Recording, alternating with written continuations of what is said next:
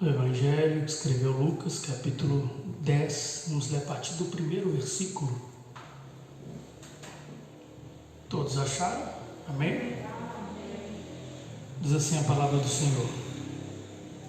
Depois disso, o Senhor designou outros 72, algumas traduções de 70, e os enviou de 2 a 2 adiante dele, a todas as cidades e lugares para onde ele estava prestes a ir.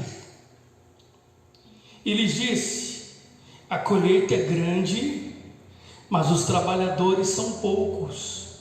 Portanto, peçam ao Senhor da colheita que mandem trabalhadores para a sua colheita, ou para a sua seara. Vão, eu os estou enviando como cordeiro entre lobos. Não levem bolsa, nem saco de viagem, e nem sandálias, e não saúdem ninguém pelo caminho. Quando entrar numa casa, diga primeiro: paz a esta casa. Se houver ali um homem de paz, a paz de vocês repousará sobre ele. Senão, ela voltará para vocês. Fiquem naquela casa e comam e bebam o que derem a vocês, pois o trabalhador merece o seu salário. Não fiquem mudando de casa em casa. Quando entrarem numa cidade e forem bem recebidos, comam o que lhe for posto diante de vocês. Curem os doentes que ali houver e digam-lhes: o reino de Deus está próximo de vocês. Mas quando entrarem numa cidade e não forem bem recebidos, saiam por suas ruas e digam: até o pó da sua cidade, que se apegou aos nossos pés, sacudimos contra vocês. Fiquem certos disso, o reino de Deus está próximo. Eu digo, naquele dia haverá mais tolerância ou menos rigor para Sodoma do que para aquela cidade.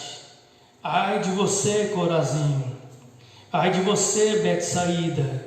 Porque se os milagres que forem realizados entre vocês o fossem em Tiro e em Sidom, há muito tempo elas teriam se arrependido, vestido de roupas de saco e se cobrindo de cinzas.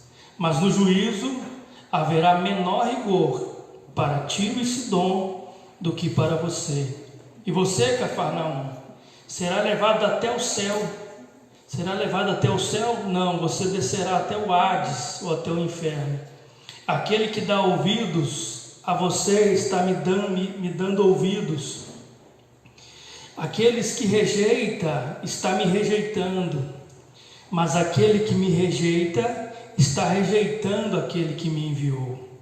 Os 72 voltaram alegres e disseram: Senhor, até os demônios se nos submetem a nós em teu nome. E ele respondeu: eu vi Satanás cair do céu como um relâmpago. Eu dei a vocês autoridade para pisar sobre as cobras e escorpiões e sobre todo o poder do inimigo, e nada fará dano algum. Contudo, alegrem-se, não porque os espíritos se submetem a vocês, mas porque os seus nomes estão escritos nos céus. Quantos podem dizer amém? Amém. Vamos orar mais uma vez. Amado Deus, eterno Pai, mais uma vez elevamos as nossas vozes em oração ao Senhor, pedindo ao Senhor que nos dê discernimento, sabedoria, graça, para ministrar a Tua Santa Palavra, Senhor. A Tua igreja que está aqui presente, aos irmãos que estão nos assistindo pela internet, pela live, fala aos nossos corações, por meio desse aprendizado da Tua Palavra, Senhor. Em nome de Jesus. Amém e amém. Jesus envia os 70 discípulos, algumas traduções de 72, mas a verdade é que quando Jesus enviou os 12 no capítulo 9, agora os 70 no capítulo 10, ele tem muitas lições importantes para nos ensinar sobre a missão dos discípulos de Jesus, ou a missão dos 70 que foram enviados por Jesus. Logo no verso 1, diz que depois disso o Senhor designou outros 70 e os enviou de 2 a 2 adiante dele, a todas as cidades e lugares para onde ele estava prestes a ir.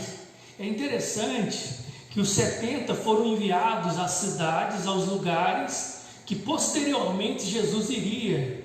O texto está dizendo que Jesus enviou os dois, de 2 em 2. É importante saber isso, irmãos. Ninguém consegue fazer a obra do Senhor sozinho. Por isso que Jesus mandou de 2 em 2. Você nunca vai fazer a obra do Senhor sozinho. Jesus designou os 2 com um único objetivo, um objetivo inicial, de ir na frente dele, anunciando que o reino de Deus havia chegado. Quando os judeus iam pregando que o reino de Deus havia chegado, os israelitas, quando ouviam essa palavra, eles entendiam que o Messias havia manifestado, que o prometido, que o Cristo de Israel havia surgido. E o texto está dizendo que eles foram antes de Cristo, ou eles foram nos lugares que Cristo haveria de ir. Então nós podemos aprender umas coisas interessantes nesse primeiro versículo. É que nós somos representantes de Jesus na terra. Somos nós que levamos a mensagem de Cristo. Nós somos embaixadores. Sabe uma coisa que nós aprendemos? É que quando Cristo quer salvar alguém, Ele envia os seus discípulos, Ele envia os seus servos, Ele envia os seus eleitos, os seus escolhidos, com o objetivo de anunciar o Evangelho. E o texto está dizendo que eles foram enviados para os lugares que Jesus haveria de ir. Ou seja, eles foram enviados como representantes de Cristo para anunciar que o Messias, que o reino de Deus estava muito próximo. E o texto está dizendo que eles foram enviados por Jesus para pregar o reino. Algo eu aprendo, irmãos, é que nós somos os enviados de Deus para anunciar o reino de Deus. Jesus estava dando poder aos discípulos, e aqui nasce a palavra apóstolo, que significa enviado. É alguém com autoridade divina para anunciar o reino de Deus. É por isso que um cristão não sobe no púlpito para defender as ideias dele. Eu não estou aqui para falar da minha vida pessoal, para dizer os meus feitos gloriosos, também porque não tem nada de glorioso no que eu faço, é tudo normal. Nós não estamos aqui para anunciar o que nós fazemos. Nós estamos aqui como embaixadores, como apóstolos, não apóstolos no sentido dos 12, mas no sentido de alguém que foi enviado e alguém que foi vestido de autoridade divina para anunciar o Evangelho de Cristo. E Jesus envia os 70 para os lugares aonde ele desejava ir. Querido, você é um representante de Deus aonde você está. Você é um representante do reino de Deus na sua casa. Você é um representante do reino de Deus na sua família. Cristo nos levantou como discípulos com o objetivo de proclamarmos o reino de Deus. E Jesus envia de 2 em 2 a fim de irem aos lugares onde deveria ir, com o objetivo de anunciar que o reino de Deus estava prestes a chegar, ou havia chegado. No verso de número 2, leia comigo por favor, 2, diz assim: e ele lhes disse, a colheita é grande, portanto, peçam ao Senhor da seara, que mande mais ceifeiros, ou que mande mais trabalhadores para a sua seara. Observe bem no versículo 2, é que Jesus está dizendo que a obra dele é muito grande, e são poucos os ceifeiros, ou poucos os trabalhadores para essa seara. Será que você tem percebido isso nos nossos dias? Que está faltando cooperadores para a nossa seara? Está faltando cooperadores para a seara de Deus, melhor dizendo. Ele está dizendo que a seara é grande, mas são poucos os ceifeiros. E qual que é a solução que Cristo dá para a falta de cooperadores na sua obra? Qual que é a solução que ele dá para a falta de obreiros, de trabalhadores ou ceifeiros na sua obra. Ele está dizendo: rogai ao Senhor da seara para que envie mais ceifeiros. Você tem orado para Deus levantar mais trabalhadores nessa obra? Você tem orado para que Deus levante mais homens e mulheres dispostos a ingressar nesse trabalho? É interessante que os ceifeiros, eles não são, na sua grande maioria, os ceifeiros, os trabalhadores da seara de Deus, são pessoas anônimas. As pessoas que mais produzem no reino de Deus são as pessoas que não estão nos holofotes. São as pessoas que não estão em destaque. Não são os grandes teólogos, não são os grandes mestres, os grandes pregadores que se gabam. Eu já ouvi as pessoas pregadores como é que eles se gabam. Eu preguei numa igreja tal e ganhei 30 almas. Ganhou nada, meu filho. Não foi você que evangelizou ninguém. Você trouxe quantas pessoas para vir no culto? Você não foi na casa de ninguém, convidar ninguém. Só foi um convidado para pregar o evangelho. Quem salvou foi Deus. E quem trouxe aquelas pessoas foram as pessoas anônimas. Mas o que o cara fala? É o Billy Graham, ou o Billy Graham, o homem de Deus, ou outros grandes homens aí, que falam: eu ganhei 1 milhão de almas. Não ganhou nada, porque os ceifeiros, nem sempre eles aparecem. Os ceifeiros, os trabalhadores da obra do Senhor, são pessoas anônimas, pessoas desconhecidas, pessoas que você não sabe. Se você ir lá para o sertão do Nordeste, você vai encontrar uma igrejinha lá, às vezes uma Assembleia de Deus, uma Deus de Amor, uma igreja pequenininha, simples, e lá vai ter um homem de Deus lá, vai ter uma mulher de Deus, um ceifeiro, que você não sabe o nome, você não sabe quantos filhos ele tem, você não sabe qual é a condição financeira dele, você não sabe nada dele, mas alguém que está disposto a ir na seara, para trabalhar nessa seara do Senhor. Então a primeira coisa que eu entendo aqui é que os ceifeiros da obra do Senhor geralmente são anônimos. Deus está contando com pessoas, na sua grande maioria, pessoas que não têm muito renome. Você observe os músicos nas igrejas. A grande maioria de pessoas que dão um duro nos instrumentos na igreja não são músicos renomados, não são pessoas gabaritadas, são pessoas que aprenderam na raça, na cara e na coragem, porque falam: eu estou precisando de tocar esse instrumento, porque não tem ninguém aqui para tocar. Eu lembro que a história do pastor Nilson é parecida com essa. Ele aprendeu a tocar violão porque ele viu que precisava de alguém para tocar violão no meio de semana e não tinha ninguém, porque os grandes músicos, eles só querem tocar nas grandes igrejas, nas grandes orquestras. Mas Deus levanta pessoas anônimas, pessoas simples, pessoas comuns do meio para trabalhar nessa seara. Queridos, é com você que Deus está contando, é com vocês que Deus está levantando para fazer a diferença. Não fique esperando vir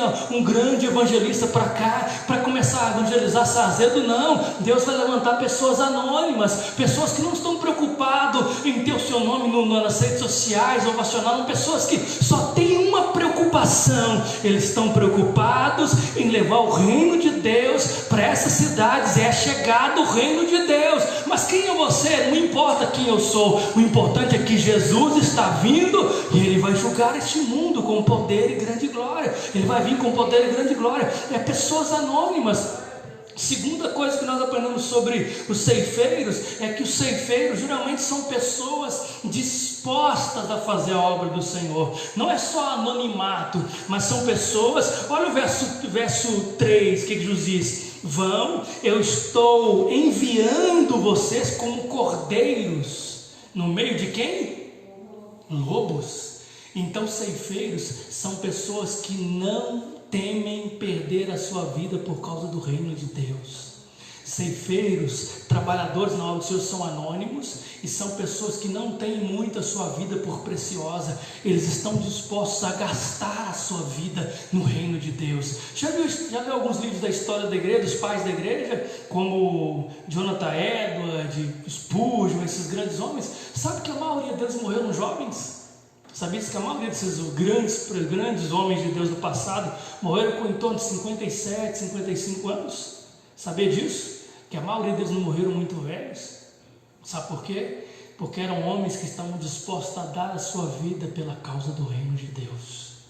Pessoas que estão dispostas a correr o risco para ir lá no Amazonas e pregar o evangelho para aquelas pessoas. Eu vi um testemunho uma vez recentemente de um missionário. Um cara foi lá nessas agências missionárias e perguntou assim: no Brasil, qual que é o lugar menos evangelizado do Brasil? Qual é o lugar mais difícil? Você acha que ninguém pregou o evangelho até hoje? Aí o cara pesquisou no computador e viu uma tribo indígena lá no meio do Amazonas. Falou, essa tribo aqui não tem ninguém lá que foi pregar. Eles são totalmente, eles vivem uma vida totalmente fora da sociedade. Eles são uma tribo isolada. Ninguém foi pregar esse evangelho lá até hoje. Eles são o povo mais isolado do Brasil. Aí o missionário falou, é para lá que eu quero ir. E um cara já conhecido, um missionário bem conhecido, e ele montou no avião, voou para lá, perguntou os guias, e foi chegar lá no meio do mato. Quando ele chegou lá no meio do mato, viu um bocado de índio lá, e ele cumprimentou o índio, e quando ele cumprimentou o índio falou, meu irmão, paz do Senhor. Aí ele falou, peraí, o cara falou que não tinha ninguém pregado, paz do Senhor? E ele falou, você é crente? Perguntou para o índio. Ele falou, eu sou, o senhor não é não? Ele falou, não, eu sou, mas eu quero saber, mas me explica uma coisa, como é que vocês me falaram que essa tribo, que é a tribo menos evangelizada que tinha no Brasil, como é que vocês se converteram? E ele falou para os crentes lá, tudo pentecostal, tudo assembleiano, né? Aqueles que davam glória a Deus no meio do mato, os índios, tudo doidão assim. E ele falou assim, não rapaz, você está enganado. Ele falou, por quê? Ele falou, chegou um irmão aqui que veio pregar para a gente. Eu falei, quem que é esse irmão? Aí ele foi lá na casa desse irmão. Chegou na casa do irmão, ele chegou lá, viu um irmão, uma casa de sapê, muito simples, uma casa que não tinha luxo, que não tinha quase nada para comer direito, aquela vida de índio mesmo. E ele viu o irmãozinho com a esposa e uns 4, 5 meninos enfileirados, assim, tudo novo, com escadinha. E ele chegou para lá, irmão, como é que o senhor me explica isso? Como é que você vai parar aqui no meio desse mato? Ninguém conhecia dessa tribo aqui, quem te falou disso? Ele falou, meu irmão, você não vai entender, deixa eu te dizer. Um dia eu estava lá no culto na minha igreja, e foi um missionário lá pregar a palavra, e ele falou para a gente que essa tribo era a tribo menos evangelizada, que não tinha nenhum crente nessa tribo, e que era a tribo que menos ouviu o evangelho. E naquele dia, quando eu ouvi falar que essa tribo não tinha ninguém pregado aqui até hoje, eu chamei a minha mulher, falei, mulher, vamos para lá, para essa tribo. Peguei minha mulher, coloquei dentro do carro e vim para cá, e vim na casa, não teve agência me enviando, não teve igreja me enviando, não teve pastor me enviando, não teve nada. Eu simplesmente ouvi essa mensagem, Deus tocou no meu coração, e eu vim aqui, preguei para esse povo, todo mundo aceitou Jesus como Salvador, e está todo mundo servindo a Deus com alegria. Olha o que eu aprendo nesse texto, que os ceifeiros são pessoas anônimas, a maioria são pessoas que não estão preocupadas com holofotes, são pessoas de simples teologia, pessoas que têm um conhecimento simples das Escrituras, mas que conhecem que Jesus é o Salvador do mundo e estão dispostos a ir. Querido, será que você faz parte desse grupo de ceifeiros? Será que nós somos esse grupo de homens e mulheres que fazem parte do grupo de trabalhadores do reino de Deus? Homens e mulheres que estão dispostas a servir no reino de Deus, e ele está dizendo que eles são enviados como cordeiros entre os lobos. Um trabalhador do reino de Deus, ele não teme a sua própria vida, ele não tem medo de perder a sua vida por causa do reino de Deus, mas ele está disposto a enfrentar a morte se for preciso, para pregar o evangelho, porque ele ouviu o ide do Senhor, e agora ele está disposto a ir. Olha que diferença desses homens para os nossos trabalhadores hoje. Não é verdade? Nós temos dificuldade de vir para o culto, nós arrumamos motivos para não vir no culto, a gente tem dificuldade de congregar. Se marca uma escola dominical 9 horas da manhã, a gente não pode vir no domingo, porque domingo de manhã trabalha a semana toda. Mas esses homens aqui eram homens dispostos a enfrentar os lobos para pregar o evangelho. E a solução que Jesus está dizendo é: rogai ao Senhor da seara. Eu convido essa igreja a estar orando para que Deus levante mais ceifeiros para esta obra, porque nós estamos vivendo os últimos dias, os últimos tempos da igreja na terra. A seara é grande e são poucos os trabalhadores. Será que você está disposto a fazer parte desse grupo de trabalhadores? Grupos anônimos, grupos que não estão atrás de dinheiro, grupo que não estão atrás de fama, grupo que não estão atrás de aplausos, mas grupos que estão dispostos a ir atrás das almas perdidas para pregar o verdadeiro evangelho. Vão Eu estou enviando você entre cordeiros entre os lobos. Hoje no Brasil é muito fácil servir a Deus, não é verdade? Hoje a gente não tem risco nenhum mais. É mil maravilhas servir a Deus no Brasil. Coisa boa. Você pode andar com sua Bíblia tranquilo, você pode pregar na praça, você pode colocar nas suas redes sociais o que você quiser. Mas quando Jesus enviou os 70, eles estavam literalmente sendo enviados como cordeiros no meio de lobos. A vida deles estava em risco. Eles poderiam não voltar para casa. Eles poderiam perder a sua vida. Eles poderiam ser crucificados. Eles poderiam ser torturados. Perseguição era normal.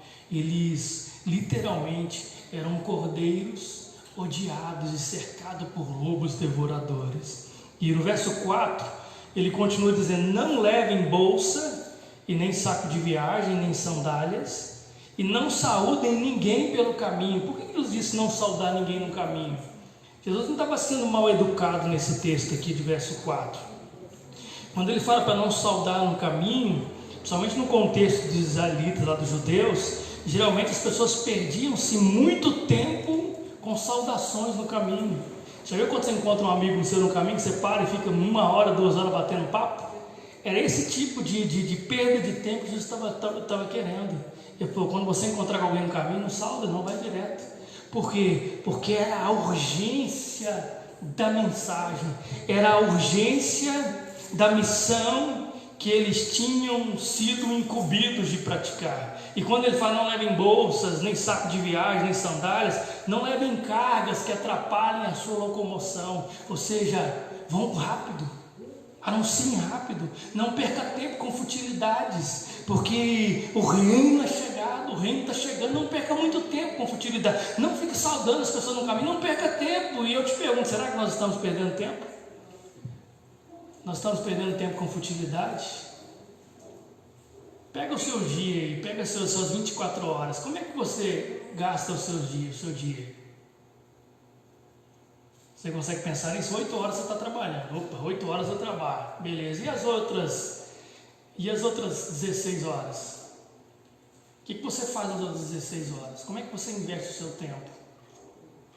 Geralmente você vai perceber, e o John Piper fala isso, que no dia do juízo, o Twitter, o Facebook, o WhatsApp, as redes sociais vão nos provar uma coisa: que nós não oramos não é por falta de tempo, que nós não lemos a Bíblia não é por falta de tempo, nós não fazemos essas coisas, nós não vamos no culto não é porque a gente não tem tempo, porque nós estamos na pandemia, a maioria de nós não estamos nem trabalhando, a grande maioria está em casa. Nós não estamos fazendo essas coisas não é porque nós não temos tempo, mas é porque nós estamos presos às futilidades da vida. Nós estamos cheios de compromissos com futilidades. Estamos cheios de compromisso com coisas superficiais. E a ordem para os discípulos é: não perca tempo com essas coisas. Não levem bolsa, não fiquem saudando no caminho. Ou seja, não perca tempo com futilidades. Invista o seu tempo.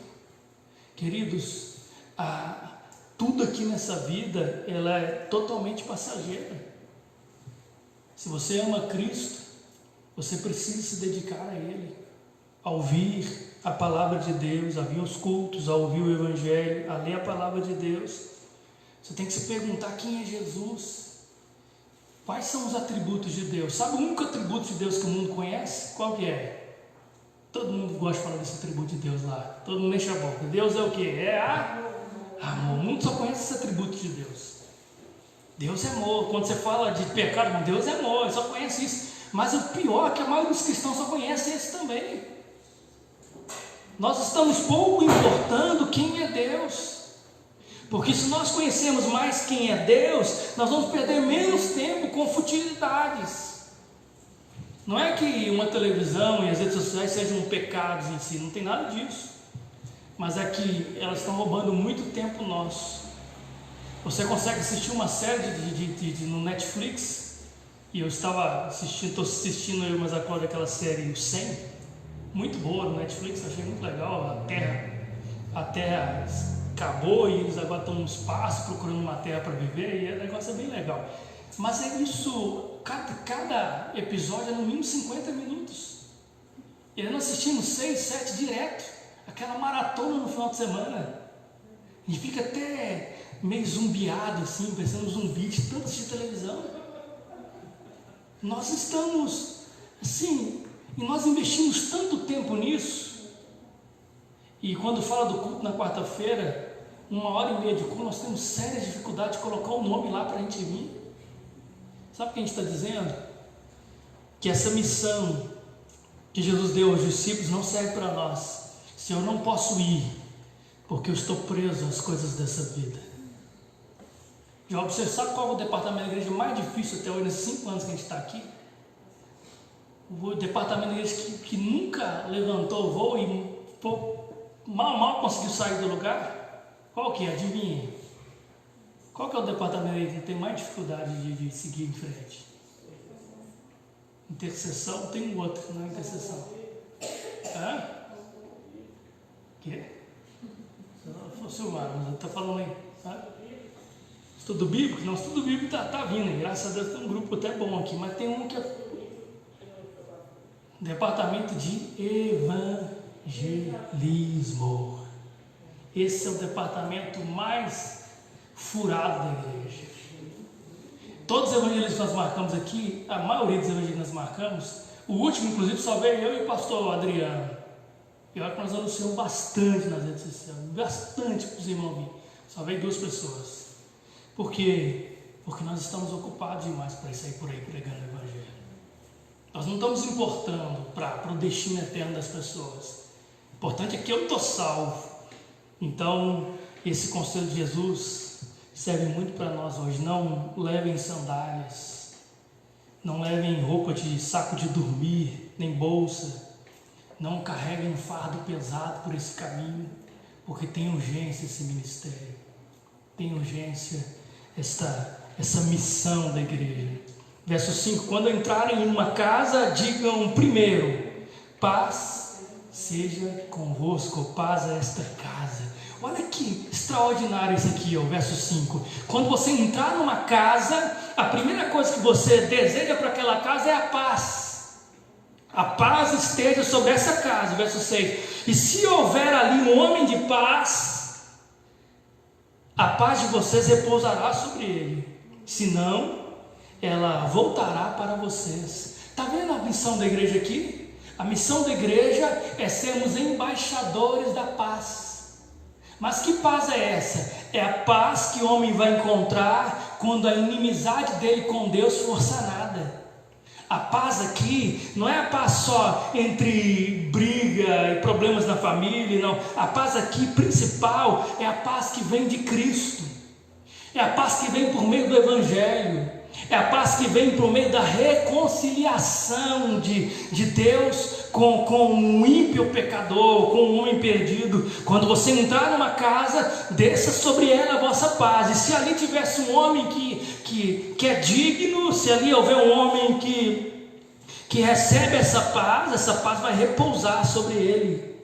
Mas se não, essa paz vai voltar sobre eles. Queridos, a única paz que o homem precisa, a paz mais importante que o homem precisa é a paz com Deus. É melhor ter paz com Deus do que ter paz com o mundo. Você pode estar em paz com a sua vizinhança, paz com o mundo inteiro. Mas se Cristo não tiver te reconciliado, você precisa de uma paz. Essa é a mensagem. Nós somos embaixadores. Nós estamos sendo enviados ao mundo dizendo: há um Deus de paz, querendo reconciliação. Nós não estamos declarando guerra, nós estamos levantando a bandeira da paz e dizendo: ainda há tempo de reconciliação, há tempo de conversão, há tempo de arrependimento, porque a paz vai vir sobre essa casa, é a paz da reconciliação. Você já viu aquela parábola que Jesus contou do exército que vai atacar uma cidade? Ele fala: qual dentre vós que estiver num exército e um exército for combater aquela cidade, primeiro você avalia se com 5 ou com 10 mil, não sei o número exato, que você vai sair contra aquele exército. E se você perceber que não tem como vencer aquele exército, o que você faz? Você envia embaixadores pedindo ao exército que está vindo contra você condições de paz. Olha isso, esse é o papel da igreja. Nós somos embaixadores enviados por Cristo para dizer ao mundo as condições de paz que Cristo está estabelecendo. As condições de paz que Deus pré-estabeleceu em tua palavra. Queridos, a condição é essa. Se você quer ser perdoado, a condição é: aceita Cristo como seu Salvador. A condição é: se arrependa dos seus pecados, abandone o pecado, abandone a mentira, abandone a falsidade, abandone a prostituição, abandone o adultério, abandone a corrupção, abandone o mundo e se volte para Cristo. Nós somos embaixadores, porque atrás da gente está vindo um soberano Senhor, o juiz de toda a terra, e Ele vai julgar este mundo. Mas antes de julgar o mundo, Ele é tão misericordioso que Ele nos envia como embaixadores do reino, embaixadores da paz, proclamando a paz para este mundo. E Jesus diz: eu deixo-vos a paz, a minha paz vos dou, mas não vos la dou como o mundo a dá. A paz que Jesus nos dá é a paz que foi comprada com o sangue de Cristo na cruz do Calvário, é a paz da reconciliação com Deus. E a igreja tem essa missão de anunciar a paz a todas as pessoas e dizendo: ainda há tempo de você se reconciliar com o seu Criador, porque senão Jesus está vindo com o seu reino de glória, e Ele vai julgar você, Ele vai te condenar se você não se arrepender. Deixe-vos a paz, a minha paz vos dou. Mas se alguém não quiser, não quer, a paz não vai ficar boiando aí. Não, tudo bem, a paz volta comigo. Olha o verso 7. Fiquem naquela casa e comam e bebam o que derem a vocês, pois o trabalhador merece o seu salário. Não fiquem mudando de casa em casa. Na época, quando Jesus enviou 70, não tinha hotel. Onde que eles ficavam hospedados? Na casa das pessoas. Hebreus diz que muitos, sem saber, hospedaram anjos em sua casa. Então eles iam, eram enviados, não tinha hotel para ficar. Os irmãos recebiam ele. E ele está dizendo: você deve comer e beber o que for servido na sua casa, pois o trabalhador merece o seu salário. Não fiquem mudando de casa em casa. É uma missão dos discípulos, não fique avaliando qual casa que serve o melhor menu para você ir. Vou na casa do Nilson, porque na casa do Nilson lá tem um macarrão na chapa lá que é dos deuses, o negócio lá. Não vou na casa da Claudinha não. Claudinha só sabe fazer bolo de fubá e bolo do cansado, eu gosto de negócio sólido. É só um exemplo. As pessoas não fiquem andando de casa em casa. Quando você for numa casa, você tem um bolinho com fubá, coma alegremente, porque é digno do seu salário. Se você tem uma macarronada, coma. Não fica avaliando qual casa que vai servir melhor. Essa é a instrução que foi dada aos discípulos. Essa foi a instrução que foi dada à igreja. E nós, pastores, temos essa missão. Quando você for visitar alguém, você deve comer o que é servido para a gente. A pior coisa do mundo é um pastor fresco. Já viu um pastor fresco? Nojento, vai na casa do irmão pobrezinho e fica com nojo. Está no lugar errado, está na casa errada. Vai lá e coma tranquilo, dê graças a Deus lá, que bênção, irmão. Obrigado pelos cafezinhos, está uma bênção, Deus abençoe. E não é isso que ele está dizendo. Não fique discriminando as pessoas. Não fique procurando a casa que serve melhor, o colchão melhor, a hospedagem melhor. Vai aonde Deus te direcionar, e ali você coma e fique tranquilo. Verso 8: quando entrarem numa cidade e forem bem recebidos, comam o que for posto diante de vocês. Olha só, até o que for servido lá. Nós não temos, e hoje você vê os pregadores de hoje, dá até nojo esses cantores modernos, pastor Nilson. Tem que ter, como é que chama aquele negócio onde é que fica os famosos antes do show? Camarim, né? Camarote, camarim. Camarote é quem vai assistir, né? Camarim. E os caras exigem até a marca do refrigerante. O que vai ter que ter isso, vai ter que ter a fruta não sei o quê. Porque é o artistazinho de Deus que está chegando aí. Você está dizendo, você está numa cidade, fica exigindo essas coisas. Não, isso é futilidade. Hoje as pessoas estão assim. Se você vai pregar num lugar e a igreja não tem condição de receber o pregador de renome, fala: não vou ficar na sua casa. Já vi casos assim: pastor, nós não temos condições de pagar um hotel para o senhor, só pode ficar na casa do irmão? Eu falo: não vou ficar na casa do irmão, eu só fico se for num hotel. Eu lembro de um cantor, muito tempo atrás, chamei para pregar cantar lá na Assembleia, e ele cobrava acho que R$150 para cantar. Eu falei: irmão, nós não temos R$150 para te dar, a gente tem R$100, pode ser? Ele falou: não, os R$100 não compensa eu ir na sua igreja. Ô raiva, nossa, deu raiva santa. Naquela época eu era mais tranquilo, hoje eu tinha xingado. Porque as pessoas estão artistas. Nunca li Lucas 10, né? Coitado, se fosse vocês iam morrer tudo de fome lá. Porque esses caras são assim. Já vi casos de pastores que falam, eu só prego por R$1.500. Se você não pagar R$1.500, eu não vou. Porque tem 10 igrejas que me oferecem R$1.500, eu não vou por menos. Na verdade são mercenários da fé. Eu não acho errado você dar uma oferta para um pastor que vem, para um cantor que vem, dar uma gasolina. Às vezes um pastor vem de outra cidade, de outro estado. É mais do que justo a igreja pagar a passagem para ele, pagar o hotel. Se não tiver hotel, dar uma casa boa para ele ficar hospedado, alimentação. E se possível ter uma oferta, não tem nenhum problema nessas coisas. O problema é quando a gente começa a estipular valores, como se fosse uma mercadoria sendo vendida. Eu louvo a Deus que tem grandes homens aí que não cobram para pregar. Você pega para Augusto Nicodemos, não cobra para pregar. Mas também tem uma agenda para mais de 2 anos para frente. Né? O Hernandes Lopes também não cobra para pregar, não estipula valor nenhum. São pessoas conhecidas no Brasil todo, até no mundo, até fora do Brasil. Então, quando você entrar numa cidade, como o que for oferecido para vocês, que for colocado.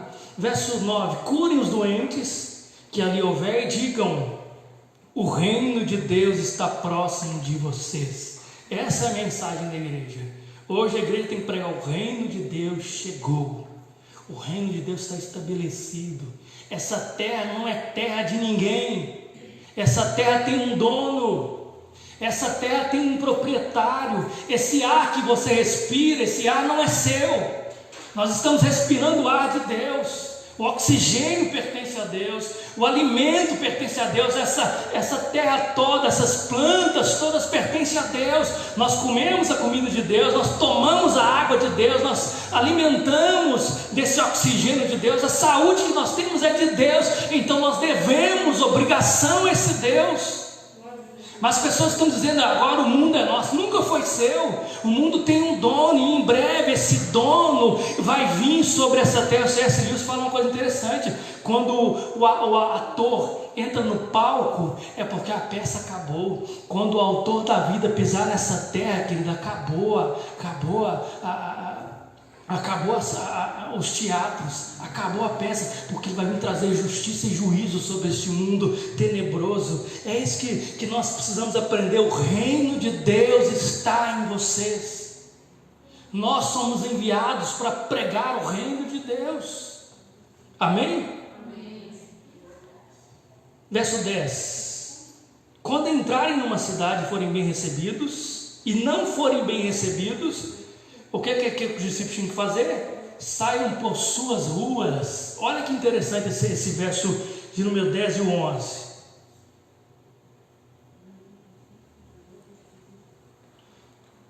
Quando você entrar numa cidade e não for bem recebido, saia por essas ruas e digam o quê?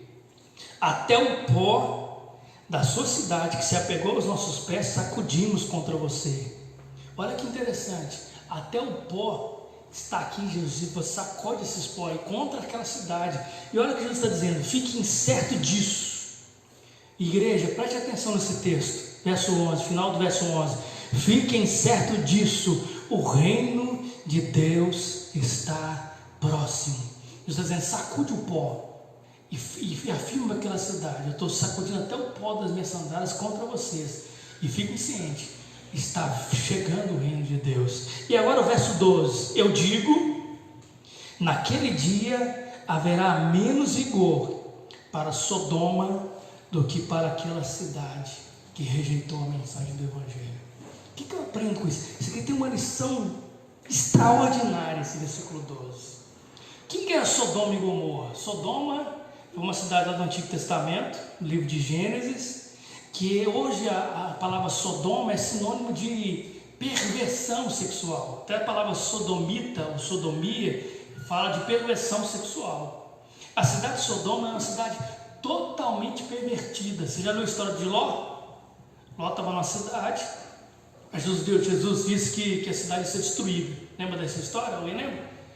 E a cidade ia ser destruída, E como é que é? Aí o que Deus faz antes de destruir a cidade? Ele conversa com Abraão, se tiver 50 justos na cidade, o Senhor não destrói, não, por amor de 50 não vou destruir. Se tivesse 40, por amor dos 40, se tiver 30, por amor dos 30, não destrua a cidade. E se tiver 10, por amor dos 10, não destrua aquela cidade. Mas aí Deus manda os anjos lá para Sodoma. E quando chega em Sodoma, os dois anjos chegam na praça da cidade. E quando chega na praça da cidade, Ló viu os viajantes, chamou eles para dentro de casa. Ló já sabia que a cidade era pervertida, falou: não, vem para cá. Entrou os dois anjos na casa de Ló. E quando ele na casa de Ló, passou um tempo, alguém bate na porta. Os homens daquela cidade bateram na porta. E sabe o que eles pediram? Nós vimos os viajantes chegando aqui na cidade, vocês vão colocar eles para fora para que nós abusemos dele, para que nós tenhamos relações sexuais ilícitas, violência sexual contra eles. Põe esses caras para fora. Olha a perversão de Sodoma e Gomorra. Era uma cidade terrível.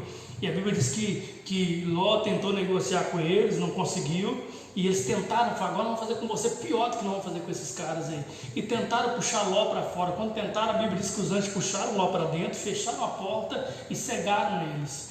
E durante toda a noite eles procuraram a entrada da casa e não conseguiram entrar. De manhã cedo, os anjos falaram: você vai pegar sua família e vai sair para fora dessa cidade, porque Deus vai destruir essa cidade.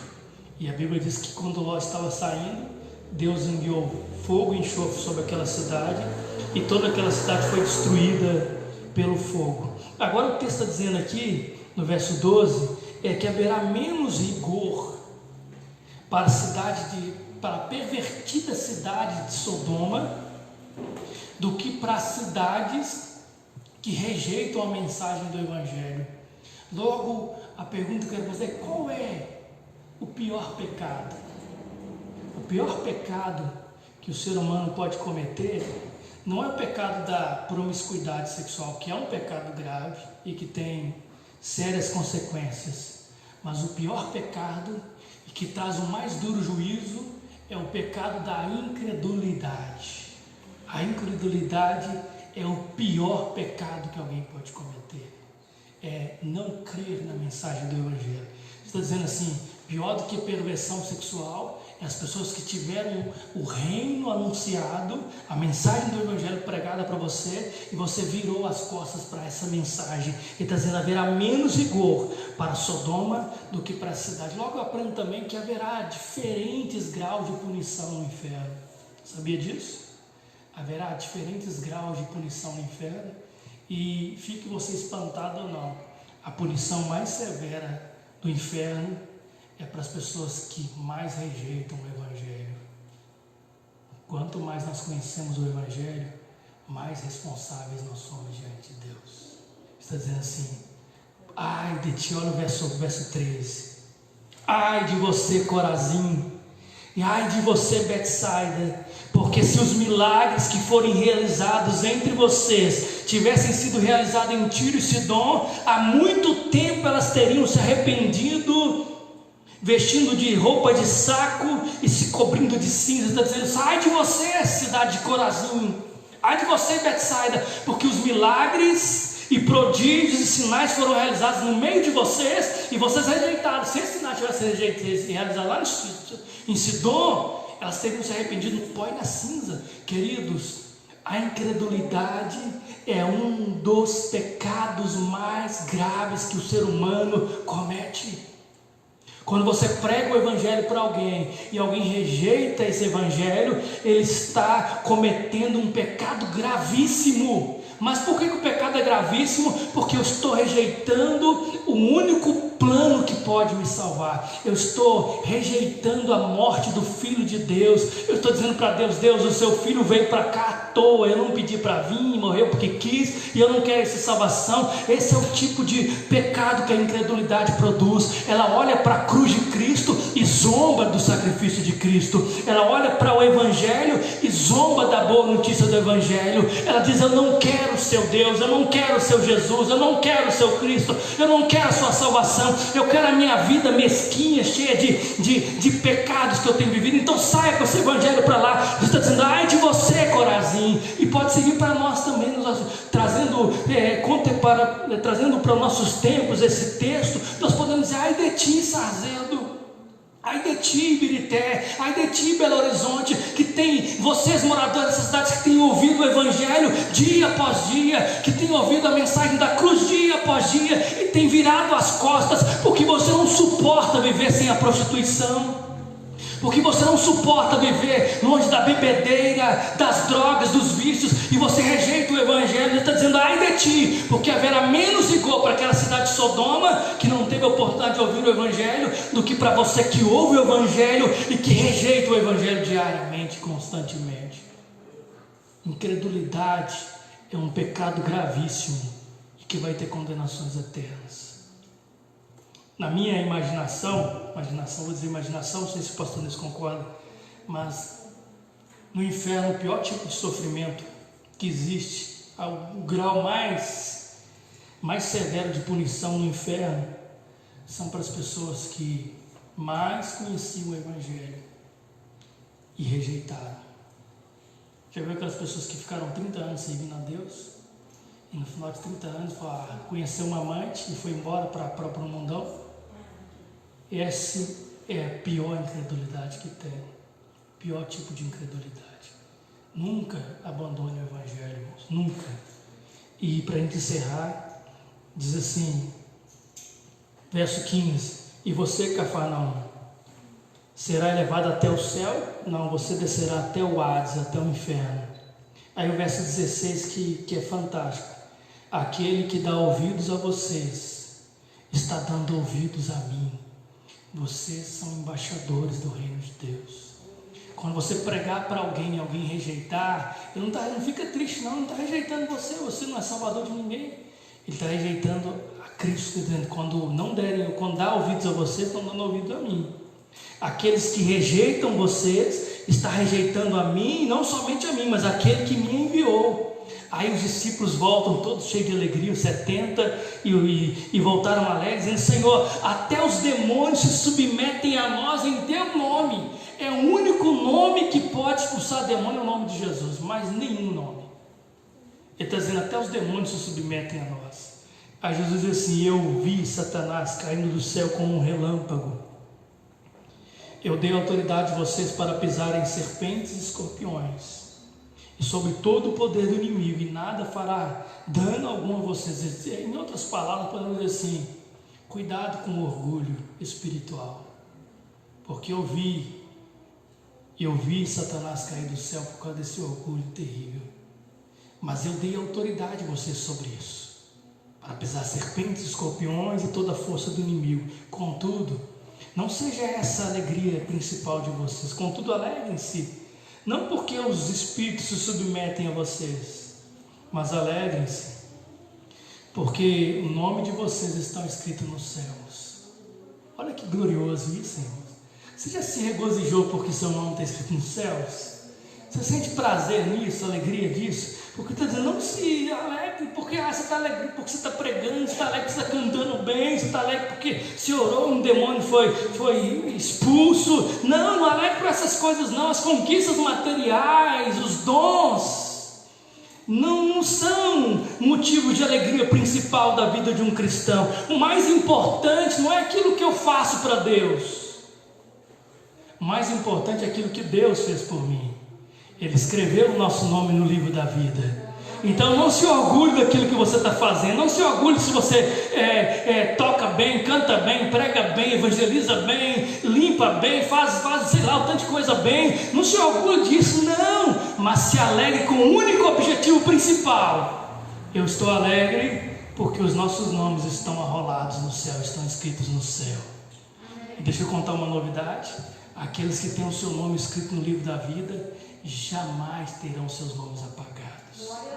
Aleluia. Ele escreveu o nosso nome e escreveu para sempre. Nós somos adotados nessa família de Deus para sempre estaremos com o nosso Deus. É por isso que eu lhes dou a vida eterna e ninguém pode roubá-la da minha mão. Então se alegre, porque no mundo você vai ter muitos motivos para chorar e para se lamentar, mas nós sempre teremos um motivo para alegrar. Depois que a boa notícia do Evangelho chegou, as outras notícias todas perderam um pouco o seu valor. Depois que a boa notícia do Evangelho chegou, as outras notícias todas se tornaram notícias menores. Depois que você ouviu a boa notícia, que seu nome está escrito no livro da vida, toda notícia que vier até você é uma notícia pequena. Mas pastor, eu quebrei financeiramente. Isso é uma notícia muito pequena. Mas pequena por quê? Porque o seu nome continua escrito lá. Mas pastor, eu fiquei sabendo que eu estou com uma doença terminal. Isso é uma notícia terrível, mas ela não apaga a gloriosa notícia do Evangelho. Os seus pecados estão perdoados.